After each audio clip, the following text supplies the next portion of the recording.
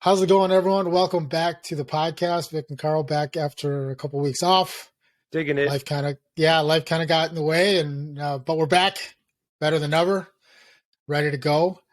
So welcome to Windy City Digits. Yeah, welcome back to Windy City Digits, where we talk all Chicago sports. This week we're going to cover three different topics. This week we're going to talk MLB Lockout. We're going to talk about some Bulls second half. And we're going to start with today. We're going to talk about the pickup of Tristan Thompson. What do you think? Let's do it.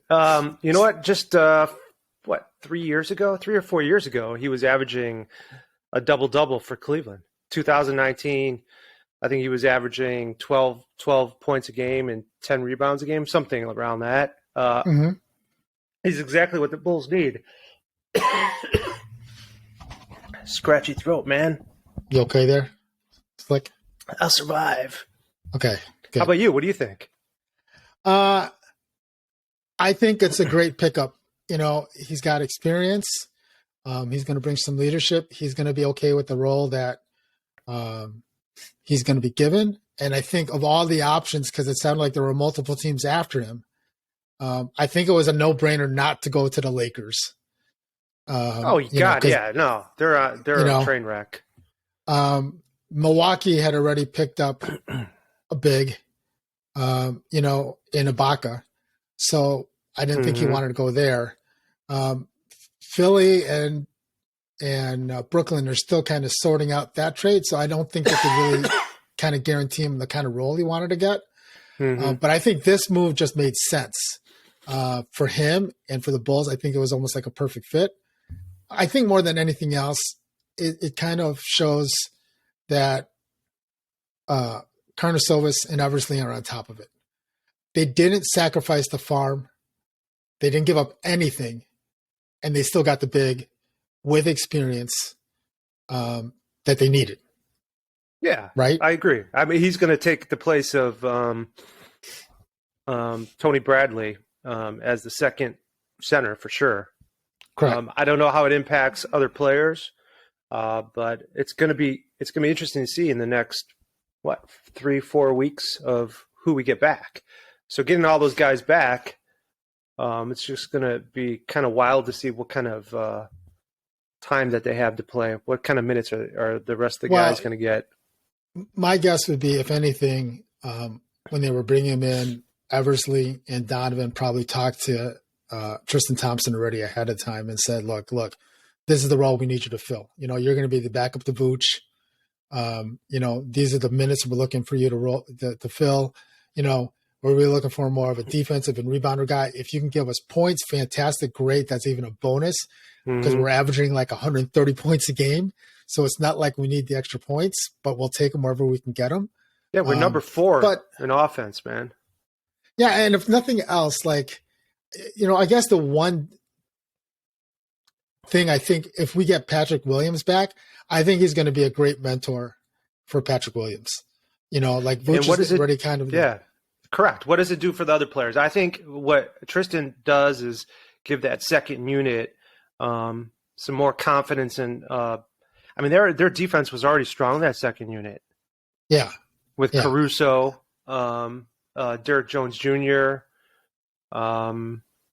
I'm not sure about Bradley. He can't move very, very well. But so I guess what's it going to do for Kobe White? You have a logjam, honestly, once everybody comes back. I mean, Caruso is supposed to be able to start shooting in the next day or so, right? Who knows how long it's going to take him to get ready, but I don't think it's going to be that long. I'm sure he's chopping at the bit. It's going to be like Derek Jones Jr. It hurts a little bit, but he can play. So I think he's going to come back sooner than later. If he does come back, now you got a whole set of good problems to have. Io's probably still going to, until Lonzo comes back, Io's probably still going to start. You move Kobe to the second team, right? That moves, Kobe, Derek Jones Jr., right? Now you got Tristan Thompson in there. That's already pretty formidable. When Lonzo comes back, then you move Io to that second team. That's a pretty solid 4 already as it is. It is. So you don't have much of a drop off. I'm digging for another topic, man. What's that? What's our next topic? second half. All right, so before we wrap up that topic, in the comments below, we want to hear what you guys think about the Tristan Thompson signing. Do you think there's another trade maybe to be made or another pickup maybe to be made? We'd love to hear your comments below on that particular topic. We're going to move on to topic 2, which is the Bulls' second half. Bulls' second half. Expectations for the Bulls' second half. Okay, so just looking at their schedule, they have the second toughest schedule for the remaining games. So yeah, I think they have like 23 games left. 3 of those I think are against Milwaukee. 1 or 2 against Miami still left. I think they still have one with the Sixers, but they basically majority playoff teams that are on the schedule. And how many games we got? 20, 23? 23. Something like that. So I'm guessing, we're going to be going, let's say 15-8. That's what the record I'm going for the last 23, 15-8. And that's actually really good. That's a really good record with the second toughest schedule. That's anticipating people coming back and being healthy. If we're not healthy, we'll be lucky to be 500. So if you say not at 15, the end, not our ending result, but 500 in those games. All right, so if you're saying we win 15 games in the remaining games, that would put us at 53 wins. Do you think that's enough to win the East? It's possible. It's possible. It really depends on what the other teams do. I mean, like, what is Dragic going to do for Brooklyn? Huh? I mean, he was still a good player. So who knows? Look, we're 7 games ahead. We're 7 games ahead of Brooklyn in the loss column, right? So if we have 23 games left, right, that means we would have to lose 16, and they would have to go undefeated the rest of the way. All right. Well, then rule out the Nets.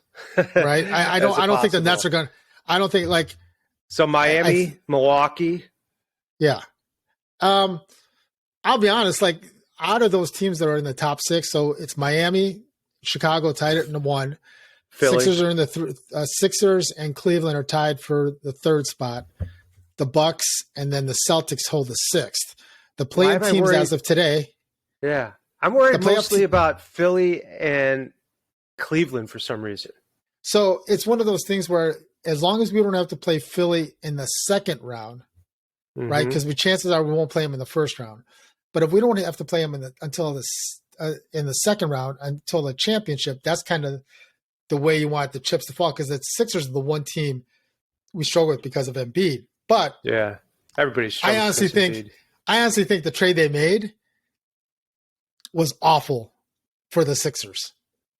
I think it was okay for Brooklyn, but it was awful for the Sixers because Harden is an isolation type of guy. So is Embiid. They both need to have the ball in their hands. Yeah. One of them is going to win out, right? And Harden's just going to be as unhappy because when they're telling him, get the ball to Embiid, right? And he's not able to shoot the ball. I think they just messed up their whole chemistry. My own personal opinion. I agree. I don't know. But once again, though, they had nothing for Ben Simmons. Yeah, but they were playing okay. You know what I mean? Look, they were in the 3rd spot without Simmons. Like, yeah, no, I get it. I get it. Now, did you see that the Nets dropped? Okay, so they got Simmons. They picked up Dragic. Durant comes back. They dropped. I think shooter Carter. Yeah, but they also picked up Seth Curry. Yeah, no, I know that. But I was talking about the Bulls picking up another 3-point shooter for Matt Thomas. Get rid of Matt Thomas and get, I want to say, who was it, Carter? Either way, regardless, I think the Bulls have a good chance of being the number 1 if they stay healthy. I don't think they're in any danger of falling out of the top 6. But to be honest, in the top 6, out of those top 6 teams, probably the one team that scares me is Cleveland, which is kind of surprising to me. But same with me. That's the one team. Yeah. Milwaukee doesn't scare me. Boston doesn't scare me. Not at all. Cleveland, I think, would be a tough matchup. Sixers are a tough matchup. The other team I think that's in there that kind of worries me a little bit would be Toronto. Like, they played really well against us the last time, but I still think with our full team, if we have everybody healthy, yeah. I think once we're full strength, anybody. right? Yeah, once we're full strength, I really don't think anyone else is going to. So, all right, in the comments below, dig. That's our second topic. Again, in the comments below, if you guys want to comment on the second half, what are your expectations for the second half? How many wins do you think we're going to get in the second half? What's our record going to be in the last 23 games? And then also, how many wins do you think it's going to take to win the Eastern Conference? All right, so the third topic we're going to talk about, Vic and I are big, not only big basketball people, we're big baseball fans. Those of you who watch the channel know that Vic is a Cubs guy. I am a Sox guy. And they just announced this week that the first week of spring training has already been canceled. I noticed you said something today on Twitter. They were kind of shocked that the major league meetings today between the owners and the players went longer than 15 minutes, apparently, which is longer than it has been. I wanted to do an over-under. They should have. People should have taken bets on that. I saw that. It's like that probably would have been a good bet. Over-under on 15 minutes, maybe like an hour. So, so what are your thoughts on the lockout? Like, do you think our season is going to be pushed out again? Are we going to go to a reduced schedule? Based on a lot of the information coming out of both camps last week, it didn't look good.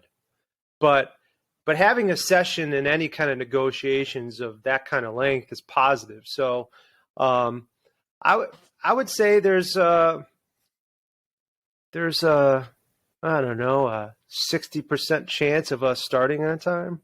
So how many more weeks do you think they could lose? Because usually, last week of March, first week of April is when the season starts? Yeah, maybe one more week, honestly, to be able to get pitchers and catchers up to speed. Because I would think the union would argue that they need that time so they don't have as many injuries as well. Or maybe I'm wrong. Have they been arguing about a shorter spring training? I don't know because they haven't really talked about it. Like, I think they're afraid. I haven't heard their complaints. I think either side is afraid to say anything because they don't want to. Yeah, they don't want to tip their hand, right? They don't want to say hey, we're anticipating this. But I don't know. Have you heard anything about players working out? About what? Players working out on their own. Have you heard anything about that? Well, I mean, I'm sure they are. I mean, who wouldn't? I mean, if some people are ready to go. You see Marcus Stroman for the Cubs getting signed. He's eager to start lacing them up right now.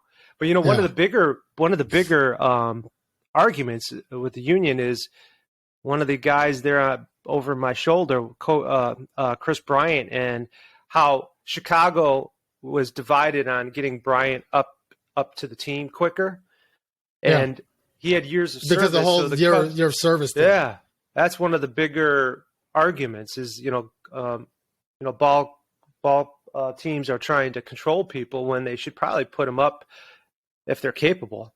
That was my argument with Bryant. And they're making it a business decision. Yeah. Right. Yeah. Yeah. What about you? What do you think? Okay, so I have a different. I want them to just get this done and settled because obviously my White Sox are stacked. Like, we're ready to go, and every Sox fan is chomping at the bit, and we're ready to roll. Like, we want the season to get started. So I'm hoping they resolve it sooner than later. My fear is, like, if we go past, let's say, into this March 7th, March 8th, somewhere around there. If we don't start spring training by then for sure, there's not going to be enough time to start because the first day of the regular season is Thursday, March 31st. Yeah. So that would give you a little bit over 3 weeks to get the players ready. My other fear about this is that if it carries up much longer and they have a shortened spring training, you're going to see pitchers get hurt throughout the season. Yeah, that's what I was saying. Yeah, I agree with you on that. So go Cubs, go Sox. Go Cubs, go Sox. So again, any comments? Yeah. What you want to talk about NBA free agency? As soon as they finish that lockout, we may have to do another podcast just on those NBA on the MLB signings. So be fun. So the three things we talked about today: pick up Tristan Thompson, Bulls second half, MLB lockout. If you got any thoughts or comments on it, comment down below. We do appreciate everyone that's been watching and turning the channel.